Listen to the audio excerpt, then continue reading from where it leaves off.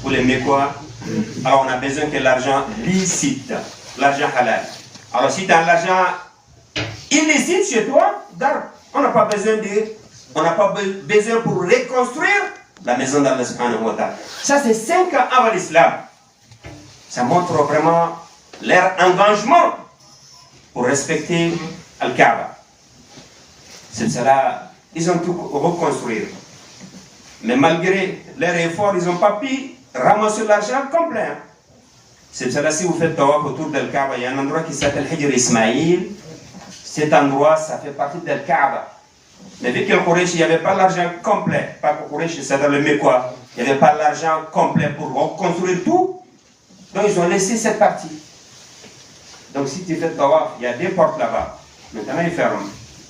Mais si tu fais tawaf, tu ne dois pas rentrer par une porte de sortir par une autre. Selon dit, tawaf, c'est incomplet.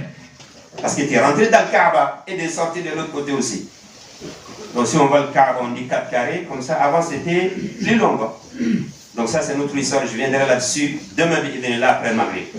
Ahbab al-Kiram, maintenant pour poser la pierre noire à sa place, ça c'est un vrai souci. Il faillit, comme on dit en arabe, kad al-harbu yaqa baynahum. Un peu de temps seulement, ou peu de temps seulement, il y aura la guerre entre les Mécois, entre tout le monde.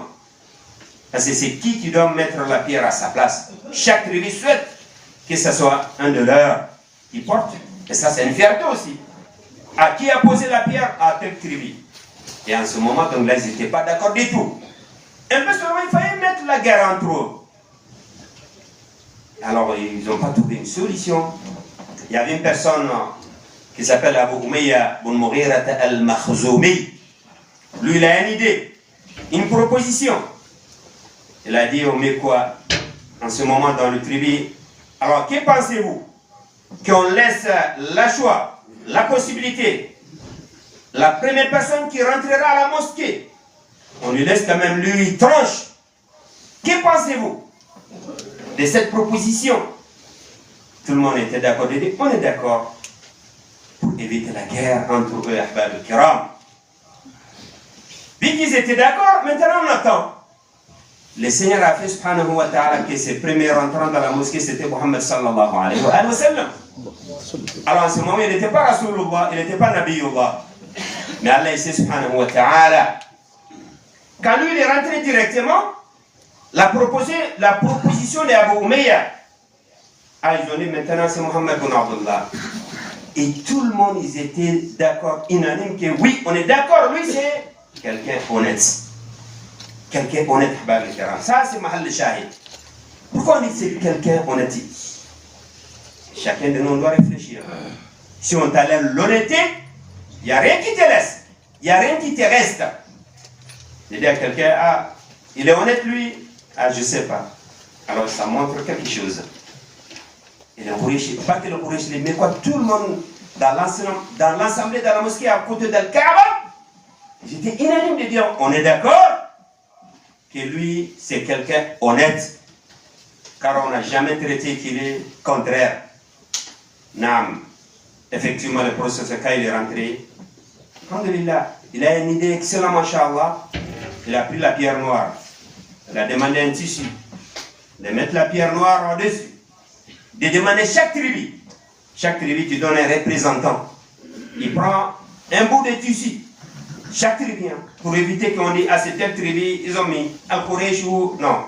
Chaque tribu présente, on prend un bout. Et après on monte la pierre noire, tout le monde ensemble, et jusqu'à qu'il arrive à le même niveau, c'est le processeur lui-même, il a pris, il a mis à sa place. La guerre est finie. Car là, il faillit. Peu de temps seulement, la guerre commence. Mais grâce à Allah subhanahu wa ta'ala qui a dirigé le processus vers cette muhimma, cette initiative Ahbab al-Kiram. Et tout le monde était d'accord, pourquoi? Parce qu'il était quelqu'un honnête. Donc si on traite le processus de quelqu'un honnête, amin. Alors si toi tu dis t'aimes le prophète sallallahu alayhi wa sallam, sois honnête. Si tu n'as pas l'honnêteté, alors l'amour du prophète sallallahu alayhi wa sallam manque. On te demande encore de faire l'effort d'avoir l'amour du prophète sallallahu alayhi wa sallam. Cette histoire, demain, je viendrai lâcher après le Maghrib également, et je termine par un hadith, et déjà également, il y a une autre histoire aussi, lorsque le prophète faisait le hijra. Il a laissé Ali ibn Abi Talib sur son lit. Pourquoi? Il y avait des choses, Ahbab al-Kiram. Je vous laisse méditer, réfléchir, c'est pourquoi c'est des choses, ou c'est quoi c'est des choses que le prophète il a laissé Ali sur son lit. Et également, donc là, je répondrai demain après le Maghrib. Le hadith que je vais terminer, c'est le hadith de Hakim ibn Hizam, de Sahih Muslim. Le prophète nous a parlé de ces hadiths. Surtout les commerçants, on en a besoin.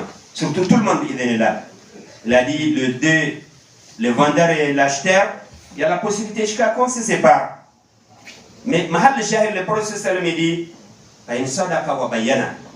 le 2, moi j'ai envie d'acheter. Lui, il a envie de me vendre. Il dit, si on dit vrai, d'être honnête, le Seigneur il mettra des barakas à ce qu'on vend. Mais le contraire, si on ment, on triche, le Seigneur il enlève les barakas de ce qu'on vend. Ça montre aussi le mensonge. On triche également dans le commerce ou dans tout. Même si tu as des milliards, il n'y aura pas de barakas. On demande qu'Allah nous donne beaucoup de barakas. Il nous donne l'amour de Prophète sallallahu alayhi wa sallam. Wa yaj'ala min ahbabihi sallallahu alayhi wa sallam. Wa yaj'alana qudwatan lil akharin. Bab al-Karam, on a une sœur avec ses enfants, nous ont ramené.